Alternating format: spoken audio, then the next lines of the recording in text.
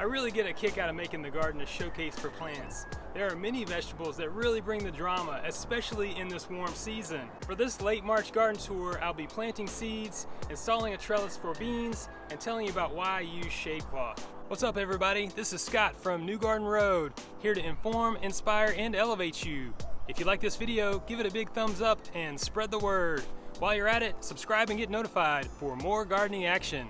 I really enjoy taking the time and doing what I like to call setting the stage in the garden. I like to think about what the garden is going to look like in full maturity. That allows me to not only plan for my vegetable garden crops that I want to grow, but also integrate some flowers, some ornamentals. Whenever I'm planting taller crops such as corn or okra, or others that grow on a trellis like cucumbers and pole beans, I like to think about the orientation of the garden and put those taller growing crops on the north side.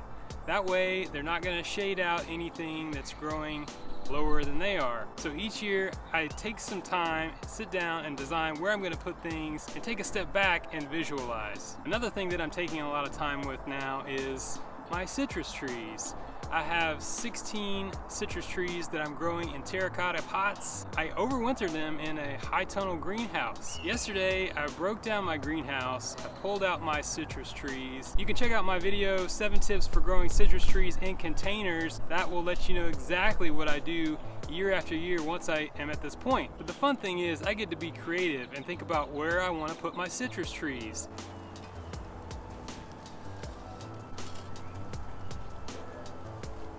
So along with all those citrus trees that I'm growing in containers, I have a few tropical hibiscus that I've been able to overwinter for several years. I've got a few different colors, I've got them in some nice pots, and I'll set the stage with those as well. You know, I'll use some blocks to elevate them, give them some varying height, and I'm gonna put them in key places. So that's just one of the things that I'm up to out here in the garden this time of year. Things are really starting to take off and flourish. It's really warmed up.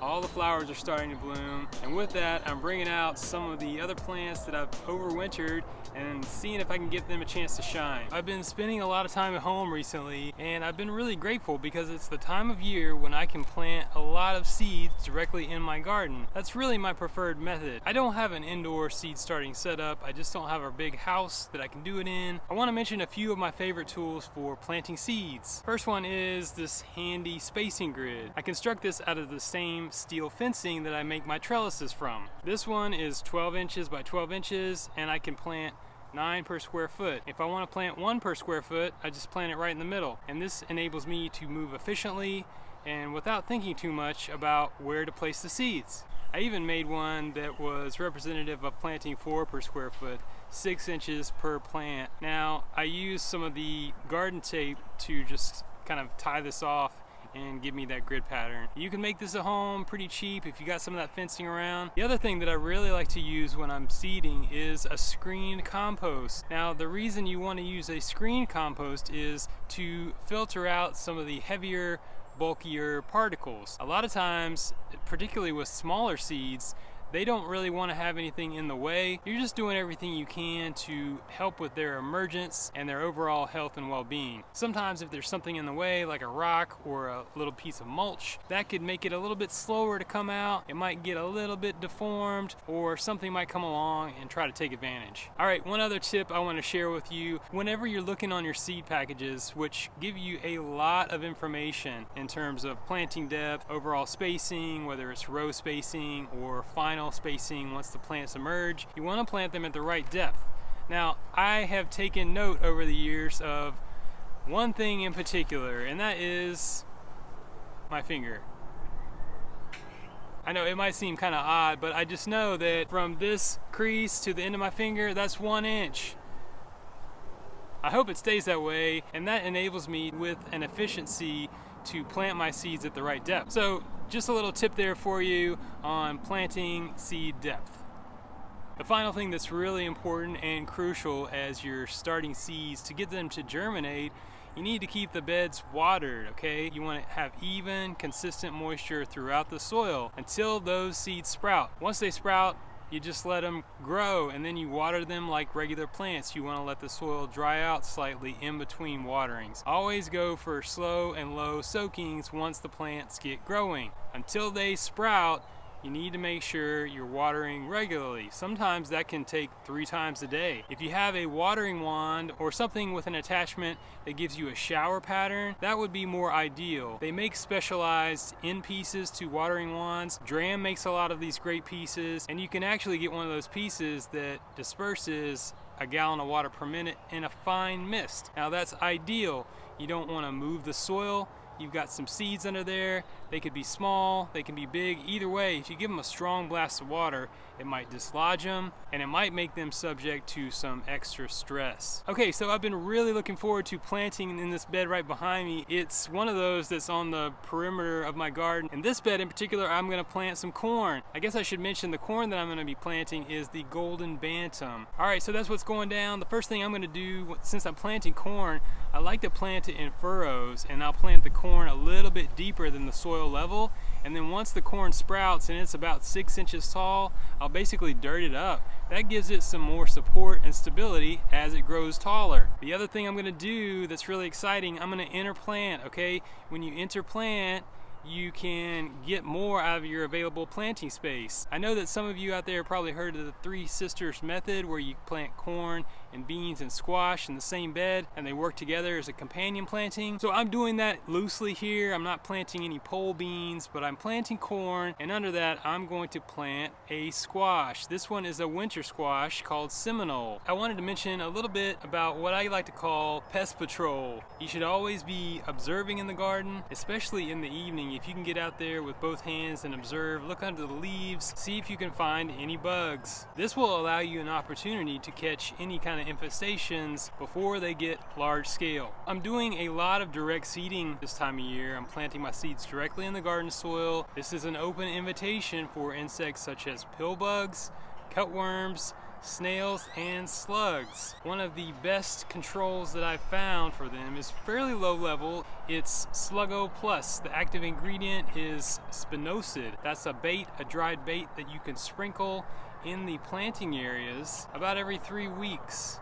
When some of those critters come along and nibble on those, that's going to be the end of them. That's a really good thing to do proactively as your seeds start to emerge, and that way you have a better success rate. One other insect that's really big right now is the caterpillars. You want to look out for your leafy greens if you're growing some kale or some lettuce or spinach. Recently I was harvesting some kale and I found some caterpillars. They start out so small, you can barely see them to the naked eye. When I start to see a higher level of infestation, like several plants with an outbreak, I will use some BT. It's only going to target caterpillars. If you want food, you see an outbreak of caterpillars, consider using some BT proactively. The caterpillars will come along and they'll munch on some of the leaves that you sprayed it onto, and that's going to be it. If you only got a couple of plants, you can probably just pull these guys off by hand. Alright, so a couple other boogers you want to keep your eyes out for. Harlequin bugs. Typically when I see Harlequin bugs, I know the number is up for my brassicas. I harvest what I can and I usually pull my crops. What about aphids? Those are really common in the garden. Aphids can be controlled fairly easily with some low-level tactics. My first one would be a strong blast of water. Take like a watering wand, and there are specialized end attachments. There's one called the Bug Blaster. I put that on the end of my wand, turn on the water, and you better step back because it is gonna blast off those bugs. When you practice good pest patrol out in the garden and you're out there observing for these insect pests, you're gonna catch them before they get too far. And that's one of the best, most organic ways that you can approach it. I'm really excited. I'm growing some pole beans for the first time. These are Lima Beans, and I'm gonna build a simple trellis. I've had this design for many years. It's tried and true to me. It holds up well during storms when we get some straight line winds. So what I'll be constructing is a 4x7 flat panel trellis. I'm using the 14 gauge galvanized steel fencing. You can get that in a big roll. It's usually 4 feet by about 100 feet. So the first thing I did was I took my U-post or my T-post, and these are all 3-footers, and I drove them into the soil first by hand, and then I used my heavy 4-pound hammer, and I got that down in there a bit further. So they're probably in the range of 12 to 18 inches in the ground. Really, really solid. The next thing that I do is I take some 8-foot bamboo poles and I drive those into the soil as far as I can get them. Then I'll take some zip ties and secure the bamboo to the U-post in 2 places. I prefer securing the bamboo to the U-post first. Be sure and get the UV resistant zip ties, and these are 8-inch zip ties.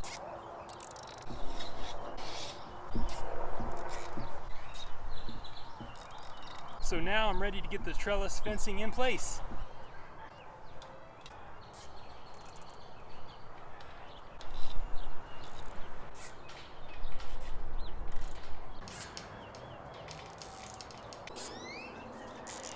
One thing that I really like about working with this particular fencing is its flexibility. It will hold and stay in place, and it's heavy duty enough to support beans, tomatoes, cucumbers, and if I want to make a cage, all I do is I take my 4-foot width and I roll it up lengthwise, and that gives me a cage that's at about 18 inches in diameter. When I need to, I simply use some wire cutters to make a bigger opening, and then I can stick my hand in there and harvest. They might not be quite as heavy duty as the cattle panel fencing that you can get, but I can tell you I bought one roll probably 7 years ago, and I've been using it year after year, season after season, and it is held up just fine. Alright, so if you're not familiar with it, all this black netting that you see over my garden is 40% shade cloth. It comes in different grades. What it does is it blocks out a percentage of the sun's rays. I use some of the same elements that I construct my trellises with. In this case, I'm using a 12-inch piece of rebar, my 4-pound hammer. I'm driving the rebar into the ground, then I'm using the PVC pipes. They're 10 feet in length. These are the light duty PVC. They're easily bendable. I'll put it over the rebar and bring it over the bed, over the next piece of rebar. That makes a garden hoop. And the reason that I'm using it in my garden right now is threefold. Number one, we've had some really warm temperatures. We had about 3 days that hit 90 degrees last week. And one of the things that I wanted to do was extend the season for some of my cooler season crops like spinach, kale, even some of my beets and my radishes. I didn't want those to be triggered to bolt. The other reason that I was quick to get on the shade cloth this year was I was also seeding some green beans and some other warm season crops. I thought it would be a little bit too harsh for them to get some 90-degree temperatures as soon as they emerged. The third reason that I've got this shade cloth out and in place is that I'm growing 20 strawberry plants. Last year I grew 8, and I on average probably harvested about 5 strawberries a week. I really wish I had gotten more. The reason I didn't was in particular mockingbirds and wrens. This year I knew that I wanted to counteract that, and what I did was I planted a lot more plants, and then I constructed one of my garden hoop houses inside of the bed frame and used the shade cloth and clipped it to the raised bed frame itself, thus sealing off the plants entirely from these birds. I always want to encourage people to look ahead in their gardening. Look at what's coming up next. Timing is key. I'm going to be doing a lot of seeding over the next few weeks. I'm going to be doing some successive seeding. I've planted some green beans about 2 weeks ago. Pretty soon I'm going to plant another round of green beans. That'll give me a successive crop of green beans. Lots of food. Some of the most productive crops that you can grow in the hot season are also some of my favorite. Okra and southern peas. I'm going to be planting those really soon. I'm just waiting for things to heat up just a bit more. Sweet potatoes are one of my other favorite crops to grow in the hot months. You don't plant those from seed though. Typically they're grown from slips. That's basically a sprout from a mature sweet potato. This year I'm experimenting, as I always like to do in the garden, and I'm trying to sprout some of my own sweet potatoes. Have you ever heard of chayote? That's a Central American fruit that's closely related to the gourd. They're really nutritious. They have the capacity to grow really well and be really abundant. So I'm trying it this year. I've got some sprouting inside the house. I'm gonna put them on the front porch next to the sweet potatoes and see if I can get them to start growing and setting roots. Having fun, trying something different, giving myself a challenge, thinking outside the box. It's your garden. You know, what do you want to grow? Planting, planting, and growing during the warm season offers a dramatic showcase in the garden. Wildlife and biodiversity are on full display, offering an ever-changing experience. It's a practice of patience and diligence in order to manifest a garden that will peak in abundance by early June. There you go. And then when you're done with your gardening and you need to get up and stretch, move around, you hit the disc golf course. Hey, what's up, Izzy? You want to make a cameo on the video? You're such a sweet girl. Yeah, you are. You just sneezed like 10 times. You got the puppy G's, don't you? I'm so sorry. It's springtime. It's kind of rough on our Sholo, isn't it? Yeah, pretty girl. You're a sweet girl. Go get 'em.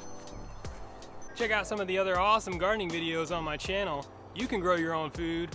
Keep it organic.